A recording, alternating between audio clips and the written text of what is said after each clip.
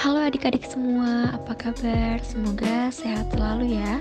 Hari ini kita akan belajar mengenai fanatisme. Apa sih fanatisme itu? Kenapa sih bisa ada fanatisme ini? Oke, kita bahas. Fanatisme adalah suatu pengabdian yang luar biasa untuk sebuah objek di mana pengabdian tersebut terdiri dari gairah, keintiman, dan juga dedikasi. Secara lebih lanjut, menurut Mubarak 2006, fanatisme merupakan suatu istilah yang digunakan untuk menyebut suatu keyakinan atau suatu pandangan tentang sesuatu, baik positif maupun negatif, di mana suatu pandangan tersebut seringkali kurang memiliki sandaran teori atau pijakan pernyataan yang kuat, tetapi dianut secara mendalam sehingga susah untuk diluruskan atau diubah. Penyebab perilaku fanatisme yaitu sikap fanatik itu merupakan sifat natural atau fitrahnya manusia, yang mana fanatisme itu merupakan konsekuensi logis dari kemajuan sosial karena sifat fanatik tak mungkin timbul tanpa didahului perjumpaan dua kelompok sosial. Yang kedua, ada fanatisme merupakan hal yang dapat direkayasa, dilihat dari anak-anak dimanapun dapat bergaul dengan sesama anak-anak sebelum ditanamkan suatu pandangan oleh orang tuanya atau masyarakat. Yang ketiga, ada fanatisme itu berakar pada pengalaman hidup secara aktual, dilihat dari pengalaman kegagalan dan frustasi, terutama pada masa kanak-kanak, dapat menumbuhkan tingkat emosi yang menyerupai dendam dan agresi kepada kesuksesan, dan kesuksesan itu kemudian dipersonifikasi menjadi orang lain yang sukses.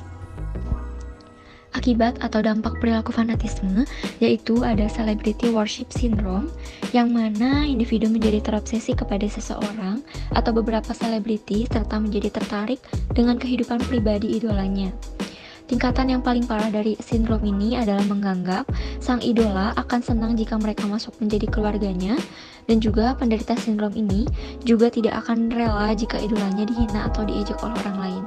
Yang kedua, ada pembelian kompulsif, di mana dalam hal ini para penggemar biasanya akan membeli barang-barang dengan jumlah yang banyak dan secara terus-menerus tanpa memikirkan resiko keuangan, dan perilaku kompulsif ini sangat sulit untuk dikontrol.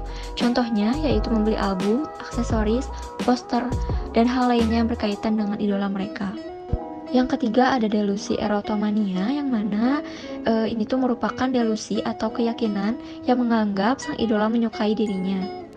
Yang keempat, ada halusi berlebihan, yang mana penggemarnya mengalami atau merasa bahwa ia merasa melihat sang idola, mendengar suaranya, atau dapat menyentuh sang idola. Yang kelima, ada Werther effect, yang mana merupakan fenomena peniruan tindakan bunuh diri seseorang yang dianggap sebagai panutan.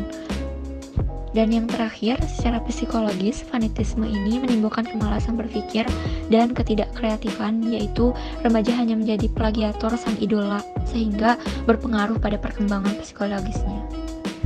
Aspek-aspek perilaku fanatisme yaitu pertama, besarnya minat dan kecintaan pada satu jenis kegiatan. Kedua, sikap pribadi maupun kelompok terhadap kegiatan tersebut. Ketiga, lamanya individu menekuni satu jenis kegiatan tertentu. Dan yang terakhir, motivasi yang datang dari keluarga juga mempengaruhi seseorang terhadap bidang kegiatannya. Oke adik-adik, setelah ini akan ada video di mana memperlihatkan akibat dari perilaku fanatisme. Kita simak sejenak akibat dari perilaku fanatisme. Parahnya, seorang nijikon, baik itu perempuan atau laki-laki, bisa kehilangan minat seksualnya terhadap lawan jenisnya di kehidupan nyata. Kacau! Kasusnya sendiri sudah terjadi pada pemuda Korea bernama Lee Jin Gyu. Dia menikahi sebuah bantal besar yang menampilkan tokoh anime favoritnya, yaitu VT Testarossa. Pada pernikahannya, dia menghiasi bantalnya dengan gaun pengantin yang lengkap. Solusi dari perilaku fanatisme yaitu yang pertama, menelusuri sumber atau muara permasalahan fanatisme.